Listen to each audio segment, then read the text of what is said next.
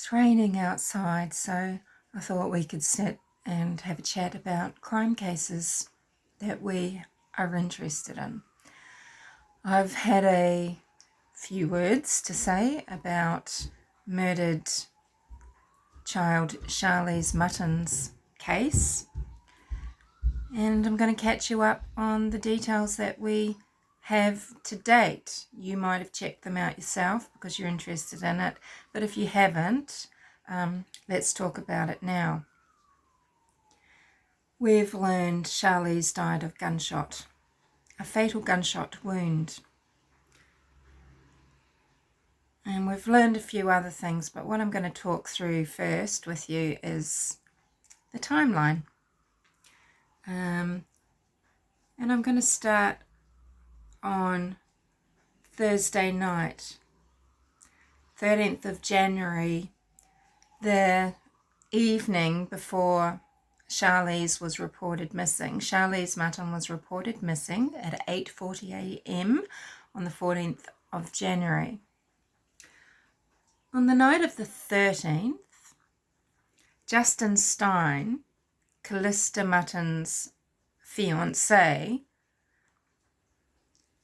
was seen in footage, CCTV camera footage.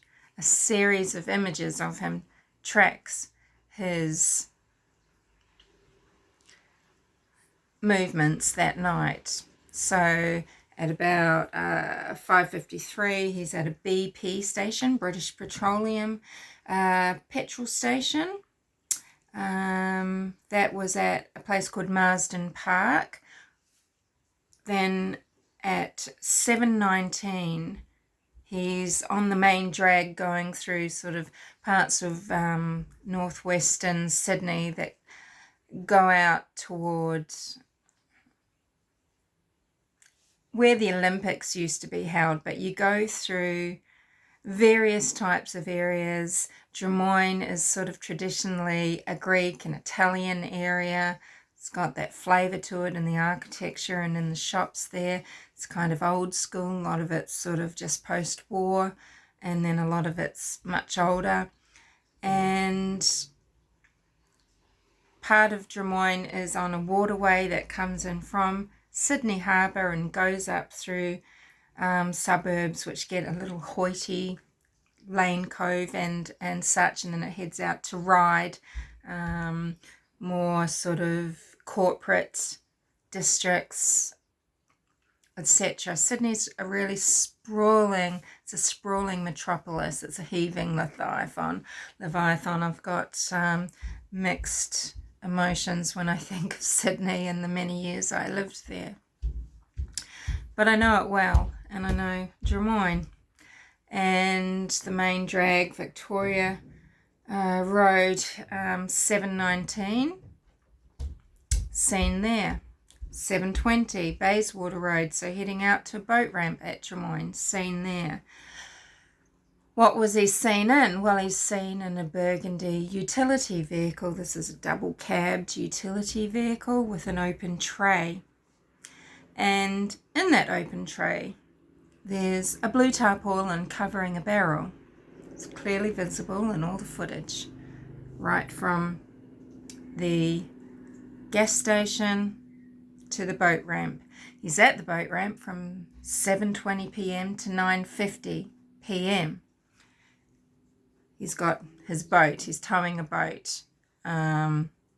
It looks like probably reasonably expensive fiberglass runaround. Nothing too huge. We're talking, so I don't know, maybe 25-footer. But probably $40,000 boat. And it's covered with a white, cover. What he's doing at Drummoyne boat ramp is trying to get his boat to start so that he can launch out into the depths of Sydney Harbour. Not all harbours are the same, are they? And there's different uses for the harbours and things. For example, The Manukau Harbour in Auckland is very shallow, and you know, just like in Brisbane here, there are islands close to land, close to the mainland out there, which create, you know, shelter. And it's sort of this very shallow harbour, and they've had to excavate out depths into where the port is at Quay Street, the main harbour of Auckland City, for example, so ferries can come in, and so that container ships can come into the wharf, and so that the cruise liners can come in, right? And, you know, Brisbane River,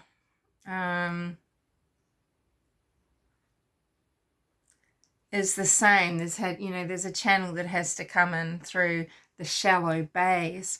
But Sydney Harbour is wild. It's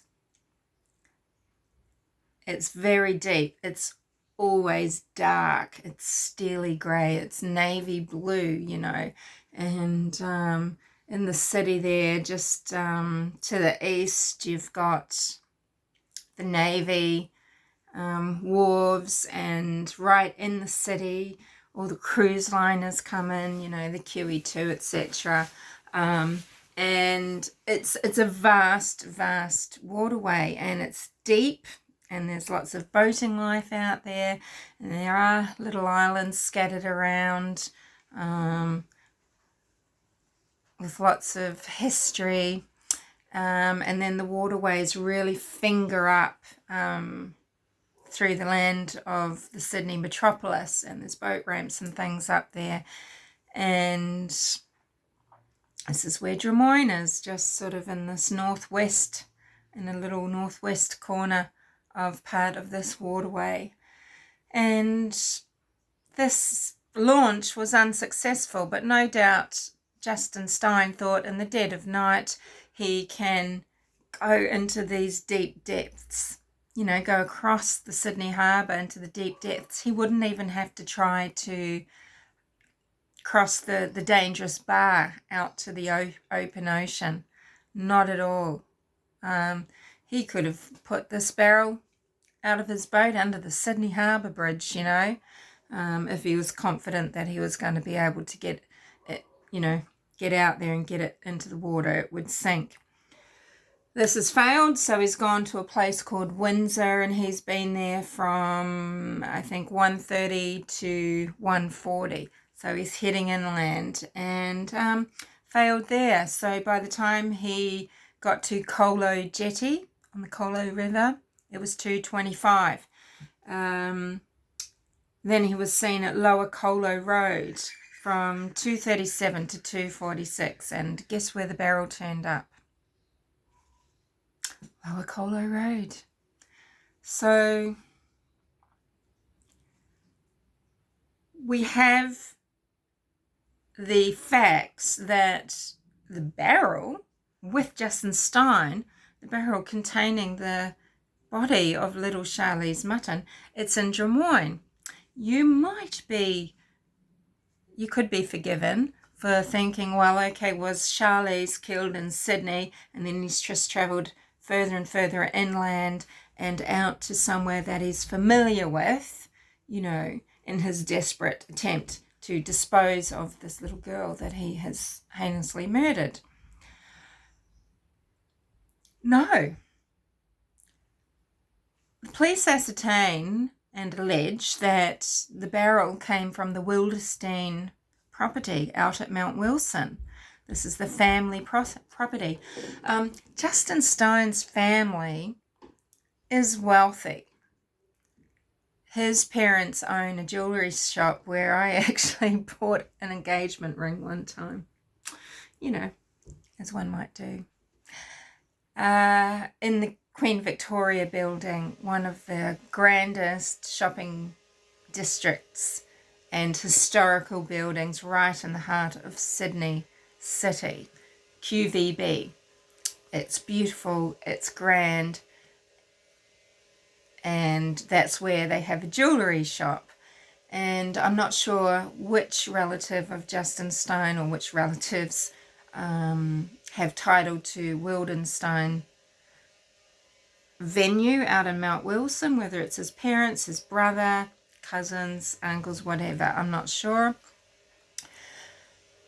But this is apparently what happened. Callista's loosely termed mother was in a caravan in Sydney whilst Justin Stein took her daughter, Charlize Mutten, with him alone out to an isolated area of the Sydney hinterland. The Blue Mountains, they are vast, wild, complex, mysterious and dangerous. And he's taken her out there to the property on his own. Fuck knows why. Why this demented mother has allowed this to happen. We know that Charlize, it's been alleged we've been told she died of a fatal gunshot wound. And they were out there on the Tuesday the 11th at this property, and police believe that Charlize was murdered that Tuesday night, possibly the wee hours of the Wednesday morning, and then it was the Thursday night that Justin was trying to carry out his dastardly plan to get away with bloody murder of a young child.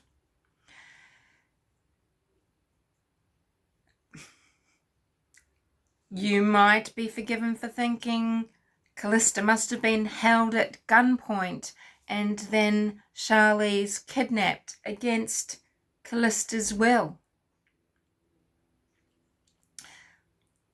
Well, it's also alleged by police that Callista and Justin colluded together to decide on some of the details of the method of disposal. They had conversations about sandbags. So, mother's in one place, over 100 miles away from her young daughter, who is a stranger to her, who is a nobody to her. For what reason, I don't know. Was her own mother trafficking her? Did her own mother plot to have her killed? The police are saying that at this stage she's simply a witness. But this is what a bizarre set of circumstances, that this little girl is separated from her mother on this holiday that she's supposed to be on to reconnect with her mother. Charlize was under the guardianship of her maternal grandmother, Deborah Mutten, living in Coolangatta and I think going to school across the border in Queensland in Tweed Head. Tweed Heads is a very strange town because you've got New South Wales on one side of the street, a southern state, and you've got Queensland, a northern state, on the other side of the street. And they're in different time zones. It's completely bonkers. But from what I understand it, she either lived in Queensland, went to school in New South Wales, or she lived in New South Wales and went to school in Queensland. It's been decided, somehow this conclusion has been gotten to, that it's a good idea for Charlize to leave the guardianship of her grandmother to go off and stay with her mother and Justin Stein. And then she's not even been in the care of her mother. So she's out alone, isolated place. Sure, it's luxurious, isn't it? Beautiful. It's forever tainted now. And days later, she's reported missing. The mother can't be questioned because she has a medical emergency. I don't know if she's taken drugs, had some sort of collapse. She's had a mental breakdown, probably a mental snap. She's had to be in hospital. Doctors haven't allowed her to be questioned. Is this the shock of being caught, I wonder? Justin Stein has lied copiously to the police, but now the police have found out exactly what he did and when, and uncovered his lies about his movements. And Stein's going to he's going to be in court on March the 18th. So a couple of days prior to Terence Kelly being in court, Terence having pled guilty to abduction charges in the case of little Cleo Smith, who is alive. So, wow, what do you think about all of this? What the hell was going on that Callista is in a caravan? Is this caravan where grandmother Deborah Mutten thought the family were all going to be? Did she think they were all going to be up at Wildenstein? Did Justin take Charlize to punish Callista for something?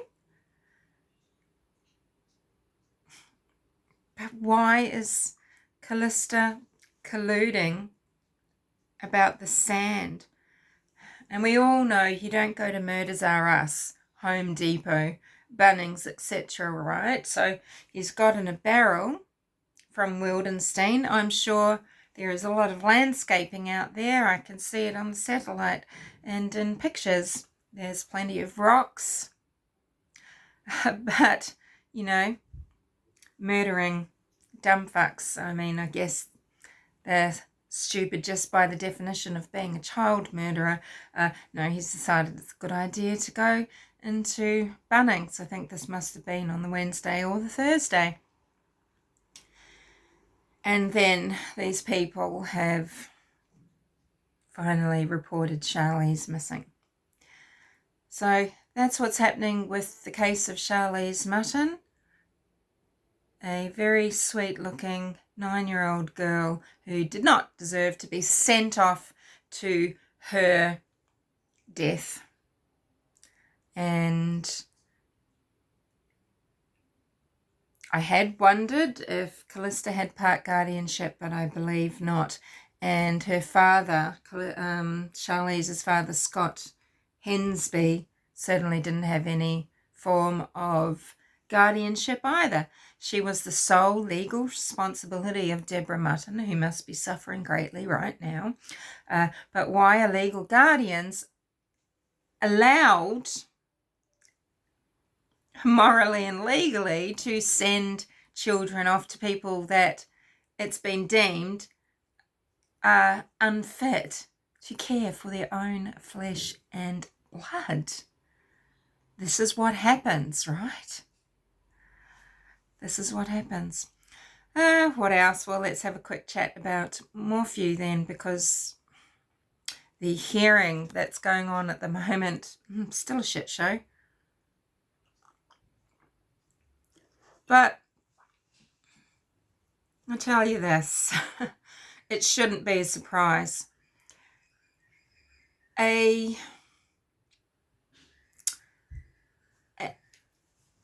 effective arrest affidavit, sorry, I think you say, an effective arrest affidavit isn't hundreds or thousands of pages long, full of tripe, right? In the first second of this knowledge landing in front of us, we knew that this was a joke. An effective arrest affidavit is 2, 3, 4 pages long. It's clear and concise, laying out specific evidence. And then that's that. Okay? It's not full of tripe. And tripe is attractive to a certain type of person, and a certain type of person, for example, like DA Linda Stanley, who is also defective in other ways. She's got poor judgment from before she even made it to the DA's office. Now, I admire an ambitious woman. My sister, for example, is not only a beautiful person, intelligent, accomplished, a wonderful mother, an enduringly devoted and lovely wife. She's an ambitious person, and I like to see ambition in women, and we have to support it, praise it where credit is due, and the sisterhood should be sticking together, right? But when you look at the video that Linda Stanley made in her run toward the 11th jurisdiction's office, this woman can't even respect the American flag because she's too interested in looking badass, right? And in something looking a particular way. And she just can't get it right. She already couldn't get it right previously in her career when she has just dumped a client to run off to make some money elsewhere. And she has not fulfilled her duties that she takes on. It's kind of like the Hippocratic oath that doctors take, right? She's failed in her duties and she's disrespected the bar already. And she's been taken to court by someone for that, a client who she had an obligation to appear in court for. She hasn't even bothered to try and get him alternative counsel. She's just left him in the lurch. This woman is a see you next Tuesday. This tells you about a lack in Linda Stanley of character. Okay, people that are going after certain positions in society, they are held to a high standard. Okay, and they need to be judged for certain things. And the way that she acted was very under par. Then she makes her video disrespecting the American flag, can't be bothered to get it right. Linda just cares to look badass. And indeed, I did think she looked badass in her black leather jacket and her jeans and boots when she appeared to make the announcement, appeared in front of Chaffey County Court to make the announcement about the arrest of Barry Morphew for the alleged murder of his wife, Suzanne Morphew. I don't know how much actually DA Linda Stanley did to look for Suzanne Morphew, but she certainly got into the hype, didn't she? She bought into the profiling evil hype. Again, just like the first eyes that I clapped on Linda Stanley, that just, gave me an instant headache. Pretty much the same with Chris McDonough.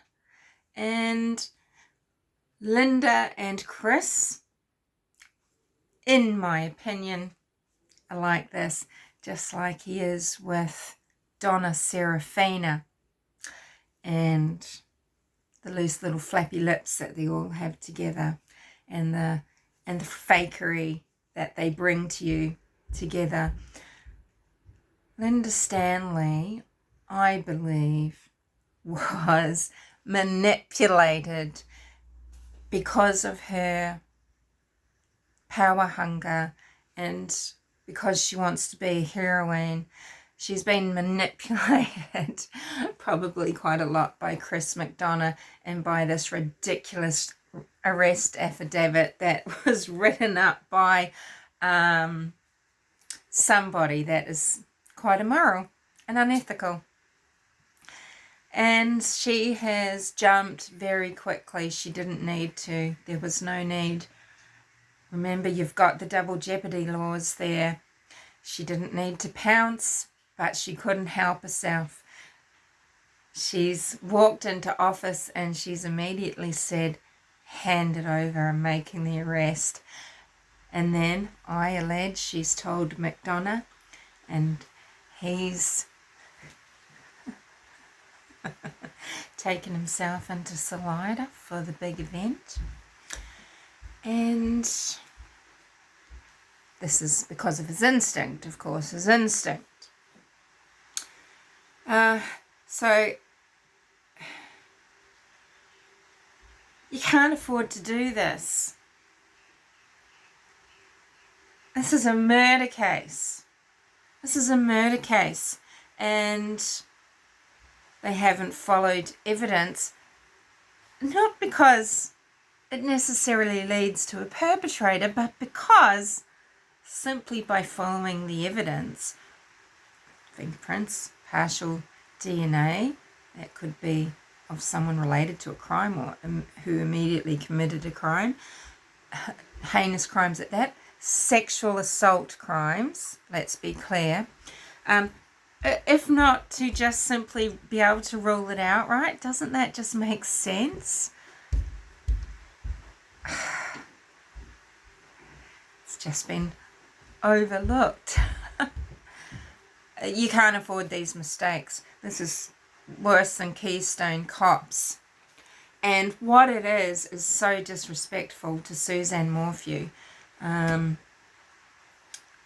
her family and to the citizens of the world who rely on law enforcement to be able to uphold a certain standard of investigative skill and to truly protect and serve, not just to take a job because they like to think of the pension or whatever it is, right? Because Daddy done it. Daddy was a sheriff. And it's an easier training course, 6 or 9 months, unless you decide yourself to undertake qualifications in law, forensics, any other qualification that might help serve you well in your field when you go into law enforcement, right? A law degree, whatever it is. But many young men and women go straight into the force. They might serve a couple of years in the army. They might go to college on a baseball scholarship, get a qualification in something basic or sports education, something worthwhile like that, and then they might go into the police force and they have 6 months of training. And do they really have the aptitude? They've got to learn on the job. Mentors are important, and when you've got mentors that are firing guns in their own home, I don't think that's a standard to aspire to. And the person who put this AA together, that's their mode of operandi. So, okay, so yeah, and it should have been made very clear that it wasn't the person starting with S who worked on Suzanne Morphew's bicycles. It should have been made extremely clear that the prince, you know how you handle a bike, you touch the handlebars and the grips and hold the saddle and maybe the strut or whatever it is, that's how you hold a bike, isn't it?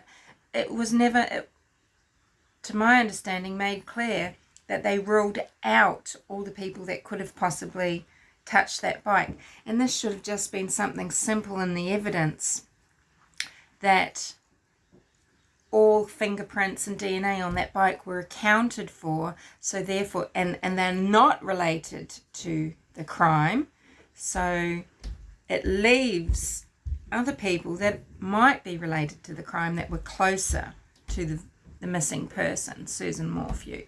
But they haven't done this. And isn't this Detecting 101? There are so many things, Detecting 101, that just haven't been done. Barry Morphew very possibly did not put that bike in the ravine. You have to have that as an option purely because law enforcement haven't ruled out something otherwise. They have not ruled it out. So there's reasonable doubt there. There's a stranger. It's not, say, Macy's boyfriend or Macy's father. It's not Mr. Ritter or Mrs. Ritter or other neighbours. Is it Shoshona Dark? Is it other people that have had access to the property? I put it to you that many workers would have gone to Morphew's home at times. Have they all been ruled out? Who was ruled out? I know there's limited resources.